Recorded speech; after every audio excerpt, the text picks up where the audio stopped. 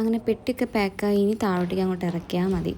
അങ്ങനെ എൻ്റെ ബാഗിന് പുറമെ അമ്മേൻ്റെ ഒരു സഞ്ചി കൂടി എനിക്ക് തന്നു. ബസ്സിൽ കയറിയിട്ട് കഴിക്കാൻ, ബസ്സിൽ നിന്ന് ഇറങ്ങിയിട്ട് കഴിക്കാൻ, ഉച്ചയ്ക്ക് കഴിക്കാൻ അന്ന് പറഞ്ഞൊരു കുറേ ഒരു സാധനം ഫ്രൂട്ട്സ് വരെ എനിക്ക് ആക്കി തന്നിട്ടുണ്ടായിരുന്നു. അവിടെ നിന്ന് പോയിട്ട് ഫ്രൂട്ട്സ് വാങ്ങേണ്ട കാര്യമുള്ളൂ, പക്ഷേ എന്ത് ചെയ്യാനാ. അങ്ങനെ ഞാൻ എൻ്റെ റൂമിനോടൊക്കെ ടാറ്റ പറഞ്ഞ് ഞാൻ വാതിലും പൂട്ടി ഇറങ്ങി. ഏകദേശം ഒരു മണിക്കൂറെങ്കിലും ഉണ്ടാകും കോട്ടയ്ക്ക് നിന്ന് മലപ്പുറത്തേക്ക്. കാരണം മലപ്പുറത്ത് നിന്നാണ് എൻ്റെ ബോർഡിംഗ് പോയിന്റ്. ഈ നൈറ്റ് ആയതുകൊണ്ടേ ട്രാഫിക് കഴിഞ്ഞിട്ട് എപ്പോൾ എത്തുന്നറിയില്ല. അത് കുറച്ച് നേരത്തെ ഇറങ്ങുന്നത്. എൻ്റെ ഡ്യൂട്ടിയാണ് ഈ ഗേറ്റ് അടയ്ക്കണം എന്നുള്ളത്. അതാണ് ഞാൻ ഈ പുറത്തിറങ്ങി നിൽക്കുന്നത്. ആ ഗേറ്റൊക്കെ അടച്ച് നേരെ നമ്മൾ മലപ്പുറത്തേക്ക് വിട്ടു. പോണ ടൈമിൽ നല്ല മഴയൊക്കെ ഉണ്ടായിരുന്നു. ഇനി അവിടെ ചെന്നാൽ ഏറ്റവും ഞാൻ മിസ് ചെയ്യാൻ പോകുന്നത് ഈ മഴയായിരിക്കും. ഇപ്പം ഞാൻ ഈ വോയിസ് ഓവർ കൊടുക്കുമ്പോഴും പോണ്ടിച്ചേരിയിൽ ഈ ചൂടത്തിരുന്നിട്ടാണ് ഈ വോയിസ് ഓവർ കൊടുക്കുന്നത്. നമ്മളവിടെ ഏകദേശം ഒരു അരമണിക്കൂർ മുന്നേ എത്തിയിട്ടുണ്ടായിരുന്നു. പക്ഷേ ബസ് ഒരു അരമണിക്കൂർ ലേറ്റ് ആയിട്ടാണ് കാണിച്ചത്. കാരണം ആ ഭാഗത്ത് നല്ല ട്രാഫിക് ഉണ്ടായിരുന്നു. അങ്ങനെ എങ്ങനെയൊക്കെയോ ബസ് വന്ന് ഞാൻ ടാറ്റയും പറഞ്ഞ് നേരെ പോണ്ടിച്ചേരിയിലോട്ട് വിട്ടു.